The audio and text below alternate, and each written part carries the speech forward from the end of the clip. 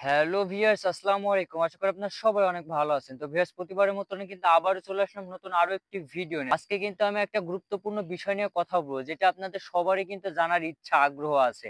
সেটা হচ্ছে যে আপনারা সবাই কিন্তু আমাকে ভিডিওতে কমেন্ট করে থাকেন যে, "ভাইয়া ২০২৫ সালে এসে কি মালয়েশিয়ার সকল সেক্টরে কলিং ভিসা কি খুলবে নাকি? বা খুললেও কি নাগাদ খুলবে?" তো অনেকেই কিন্তু অধীর আগ্রহে কিন্তু বসে আছেন যে ২০২৫ সালে মালয়েশিয়ার সকল সেক্টরে কলিং ভিসা খুলবে। এবং আপনারা কিন্তু অনেকে অনেক ভিডিও দেখছেন যে সেখানে কিন্তু বলতেছে যে মালয়েশিয়া কলিং ভিসা খুলবে। তো সেই বিষয়টা নিয়ে কিন্তু আজকে বিস্তারিত কথা বলব। তো ভিডিওটা না টানাটানি করে ভিডিওটা সম্পূর্ণ দেখতে থাকুন। তো চলুন কথা বাড়াচ্ছি না, মূল ভিডিওটা শুরু করা যাক। তো ভিউয়ার্স, আপনারা সবাই অবগত আছেন যে বর্তমানে কিন্তু মালয়েশিয়াতে প্লান্টেশন সেক্টর এবং মালয়েশিয়াতে যে ১৮,০০০ কর্মী যারা আসতে পারেনি তাদের এই বিষয়টা নিয়েই কিন্তু আসলে মালয়েশিয়ান সরকার এবং বাংলাদেশ হাই কমিশন কিন্তু তাদের বিষয়টা নিয়ে কিন্তু আসলে কাজ করতেছে। এতে কিন্তু বর্তমানে কাজের অনেক সংকট।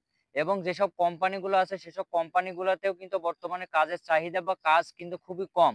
সেই কারণে কিন্তু আসলে যে বর্তমানে যে প্লান্টেশন সেক্টর বা ১৮,০০০ কর্মীদের আসতে কিন্তু অনেক ধীর গতি হচ্ছে। এখন মূল কথা হচ্ছে যে ২০২৫ সালে এসে বা এই মাসে বা সামনের মাসে কি সকল সেক্টর কি কলিং ভিসা বা প্লান্টেশন সেক্টর বা পাম বাগান বা কোম্পানি বা কনস্ট্রাকশন সেক্টরের কলিং ভিসা কি মালয়েশিয়াতে কি খুলবে নাকি?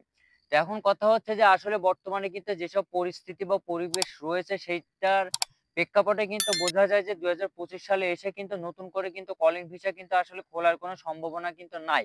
তো আপনারা সবাই জানেন, সেটা হচ্ছে যে বর্তমানে কিন্তু মালয়েশিয়াতে কিন্তু কর্মী আনার কিন্তু কোনো সিদ্ধান্ত কিন্তু মালয়েশিয়ান সরকারের কিন্তু নাই।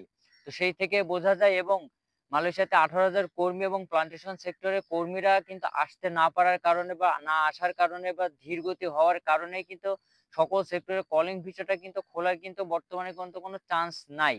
তো আপনারা যারা অনেকে আছেন সকল সেক্টরে কলিং ভিসাতে আসার জন্য আপনারা পাসপোর্ট বই কিন্তু জমা দিয়ে রাখছেন। তো আমি তাদের উদ্দেশ্যে বলব যে বর্তমানে কিন্তু ২০২৫ সালে এসে কিন্তু বা ২০২৬ সালেও কিন্তু মালয়েশিয়ার সকল সেক্টরে কলিং ভিসা খোলা কিন্তু কোনো সম্ভাবনা কিন্তু নাই।